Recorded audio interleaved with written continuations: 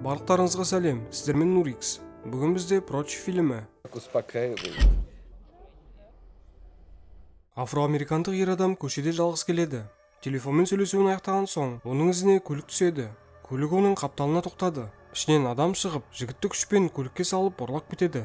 Фильмнің бас кейіпкері фотограф жігіт өз жұмыстарына қарап отыр. Кішкенеден соң оған қызы келеді. Қызы ақ, ал жігіт қара нәсілді. Крис Роуздың ата-анасымен танысуға бара жатыр. Жігіт заттарын жинап жатып, сапар жайында уайымдап отырғанын жеткізді. Себебі қыздың ата-анасы оның қара екенін білмейді. Роуз уайымдамауын өтінді. Себебі оның айтуынша ата-анасы адамды нәсілге бөлмейді екен. Жұп жолға шықты. Крис темекі шеккісі келді, бірақ Роуз темекіні лақтырып жібереді. Крис досы Родқа соқты. Род әзіл ретінде қыздың ақ ата-анасынан алыс жүруін ұсынады. Бір кезде жолға бұғы секіріп шығады. Роуз тоқтап үлгермей қалды. Жұп шок күйінде көліктен шықты. Крис шығып жануарға жақын келді. Бұғы өлген екен. Оқиға орнына полиция келіп, рөлде Роуз болғанына қарамастан Кристің құжатын сұрайды. Қыз полицейдің бұл қылығын нәсілдік шектету деп санап қарсыласады, және бұл пайдаға асып, полиция жұпты жайына қалдырады. Роуздың ата-анасы оқшауланған аймақта тұрады. Олардың үйі орман ортасындағы көлдің жағасында орналасқан. Үйге келгесін Крис қара нәсілді бағбанды көреді. Роуздың ата-анасы Дин Армитаж бен Мисси Армитаж жұпты қуанышпен қарсы алды. Қонақ бөлмеде Роуз бұғы туралы айтады. Дин бұл жануарлардың зияны туралы өз ойымен бөліседі. Роуздың әкесі кездесіп жүргендеріңе қанша болды деп сұрайды. Крис 4 ай деп жауап берді. Роуз 5 ай болды деп оны түзейді. Крис ұмытып қалған үшін кешірім сұрады. Дин Криске үйді көрсетуде, және Армитаждардың дәрігер отбасы екенін айтады. Жұбайы Мисси психиатр, ал өзі нейрохирург. Ұлы да әкесінің артынан ерді. Суреттердің біріне қарап, Дин 1936 жылы Берлинде өткен Олимпиаданы еске түсіреді.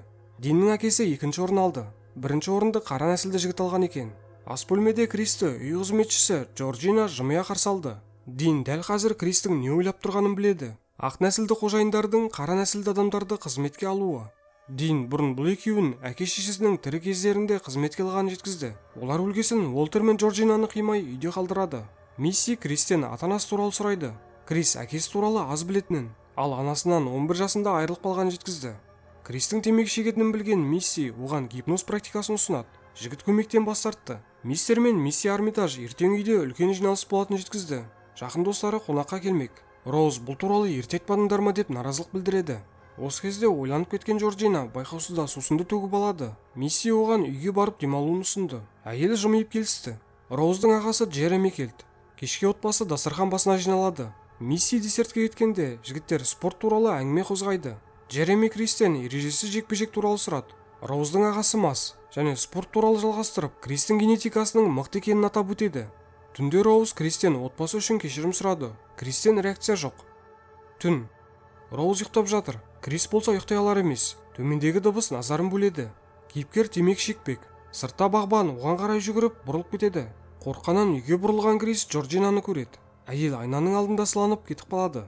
Үйге кірген Кристі Мисси байқап қалды. Ол жігітті жанына отырғызып, гипноз, темекі туралы қозғап, анасы туралы сұрайды. Сосын әйел шайын қасықпен араластыра бастайды. Кристің бар назары қасықтың шылдырлаған дыбысына ауысты. Жігіт гипнозға ерік беріп, әйелдің анасы туралы қойған сұрақтарына жауап бере бастайды. Мүлдем қаламаса да. Анасы өлетін күні Крис үйде жалғыз телевизор қарап отырған. Сыртта жаңбыр жауда. Ол жаңбырдың шуын естиді. Естеліктерден Кристің көзі жасқа толды. Мисси оның сол кездегі әрекетсіздігі анасын өлімге әкелгенін айтады. Крис жылап, анасы өлген күндегідей диванды тырнауда. Ол мүлдем қозғала алмайды. Мисси, сен қазір батасың деп қасығын тарсылдатқанда, Крис сана сезімінің түбіне батып кетеді. Оның көз алдында сырттағы өмірді көрсететін терезе бар. Кристің түрі үрейден қатып қалды.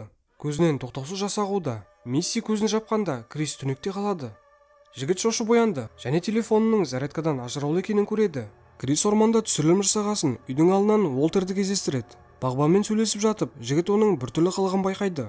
Уолтер Кристің қызының кез келген жігіттің арман екенін айтып, әдемілігін атап өтеді, және Крис одан миссис Армитардың бөлмесінде бірнеше сағат болғанын біледі. Гипнозды Крис қорқынышты түс деп ойлаған еді. Роузбен сөйлесу кезінде жігіт түндегі гипноздың арқасында темекіге деген тәуелділігін жеңгенін жасырмады, және Уолтердің Роузды сырттай ұнататынын жеткізді. Роуз әзілдеп сенбейтінін айтты. Қонақтар келді. Жұп оларды қарсы алуда.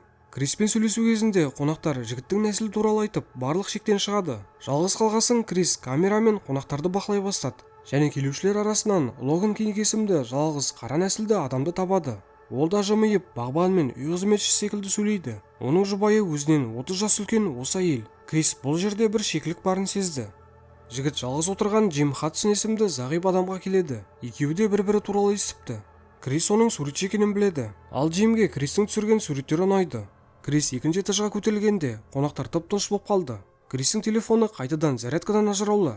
Роуз келгенде оған Джорджинаның ажыратқанын айтады. Қыз сенбейді. Крис досы Ротқа соғып, жергіліктілердің біртүрлі екенін жеткізді.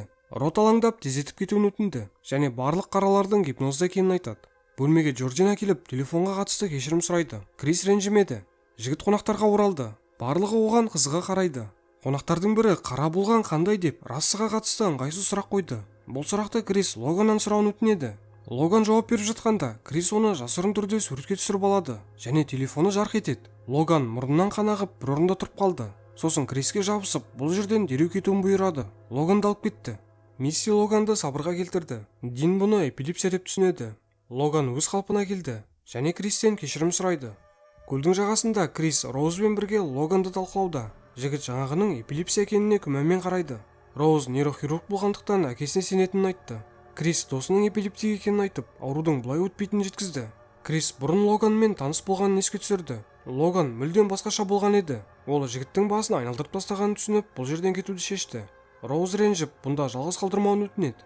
Бұл уақытта Дин қонақтар арасында аукцион өткізуде. Призге Кристі тігеді. Соңында Кристі суретші Джим Хадсон сатып алады. Крис анасының өліміне өзін кінәлі сезінетінін Роузбен бөлісті. Жоғалып кеткен туралы хабарлағанда тірі қалуы мүмкін еді. Роуз құшақтап сабырға шақырды. Дәл қазір Роуз Крис үшін ең маңызды. Сондықтан оны өзімен алып кетуді шешті. Қыз бірге кетуге келісті. Кеш түсті. Жұп үйге келе жатыр. Қонақтар тарауда. Логан түскен суретті Крис Ротқа жібереді. Рот бірден суретті көріп, жігіттің танысы Андре Хейвард екенін айтады. Екеуі де Кристің дәл қазір кету керектігін түсінді. Телефонда зарядка бітті. Крис ашық тұрған кішкентай есікті байқады. Ішінде қызыл қорапша бар. Қорапшаны ашып, ол Роуздың көптеген афроамерикандықтармен түскен суреттерін көреді. Уолтер мен Джорджинамен түскен суреттерде бар. Роуз кіріп келді. Жұп кетуге асықты. Есік алдында оларды Армитаждар отбасының барлық мүшелері күтіп алады. Роуз көліктің кілтін таба алмауда, ал Крис күйіп пісе бастайды. Ол Роузға дауыс көтеріп, кілтті дереу беруін бұйырады. Дин, біз биік рассамыз дегенде, Крис не болып жатқанын түсінеді. Роуз әртістігін тоқтатып, кілтті көрсетіп, мүлдем іздемеген жеткізеді. Қасықтың дыбысы шыққанда Крис жерге құлайды. Ол қайтадан батып кетті. Бұл уақытта жұмыстағы Рот досымен байланысқа шыға алмауда және Андренің жоғалып кеткені туралы ақпарат табады. Крис кең кабинеттің ішінде оянды. Қолдары байлаулы. Алдында телевизор. Экраннан Роман Армитаж пайда болып, коагула процедурасы туралы айта бастайды. Сосын шынаяқ пайда болғанда жігіт есін жоғалтады. Рот полицияға келді. Алайда ешкім оның гипноз туралы әңгімесіне сенбейді. Ол істі өз қолына алуды шешті және Роузға хабарласып, досының қайда екенін сұрайды. Әңгіме кезінде Рот қыздың алдап тұрғанын бірден түсінеді. Крис есін жиды.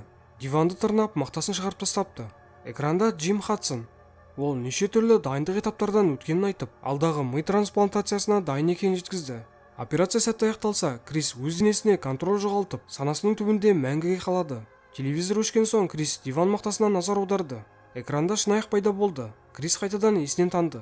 Дин Армитаж операцияға дайын. Жанында Джим Хадсон жатыр. Дәрігер оның бас терісін кесті. Джереми Кристі әкетуге келді. Қолдарын шешкен кезде Крис ту сыртынан шабуылдайды. Кейіпкер құлағынан диван мақтасын шығарды. Бұдан кейін Крис Динді өлтіреді. Крис үйді кезіп, Миссимен бетпе-бет кездесті және бірден шынаяқты шағып тастайды. Әйел Кристің қолына пышақ тықты. Дәл осы пышақпен жігіт оны өлтіреді. Крис көліктің кілтін алды. Бұл уақытта Роуз өз бөлмесінде әуен тыңдап, жаңа құрбан іздеп отыр. Оның төменде не болып жатқанынан хабары жоқ. Крис ақ көлікке отырып, байқаусызда Джорджинаны қағады және бала кезгі қорқынышын жеңіп, әйелді құтқару үшін көлікке салады. Роуз үйден шығып бұны көрді. Сосын әже дейді. Джорджина оянып, отбасын құртқаны үшін Криске шабуылдайды. Көлік ағашқа соқтығысты. Джорджина есін жоғалтады. Роуз қапталдағы айнаны атты. Крис көліктен шығып орманға қашады. Роуз қаруын оқтап жатып, атасына Кристі ұстауын өтінеді. Оның атасы бағбан Уолтер екен. Ол Кристі құлатып, бас сүйегін қолдарымен қыса бастайды. Крис телефонын жарқылдатқанда, Уолтер өз-өзіне келіп, Роузға жігітті өзім өлтірем деді. Роуз қаруын тапсырды. Уолтер оны атады. Сосын жылап тұрып өзіне қол жұмсайды. Роуз Кристі сүйетінін айтады, бірақ Крис сенбейді. Полицей көлігі келді. Ішінен Рот шығып, Кристі өзімен алып кетеді. Роуз болса өлер алдын ұтылғанын түсініп, қатты өкінеді. Достар, осымен фильм аяқталды. Егер де ұнаған болса лайк басып, арнаға жазылып кетіңіз. Кино туралы ойыңызды комментке жазсаңыз болады. Сіздермен бірге болған Нурикс. Келесі кездескенше.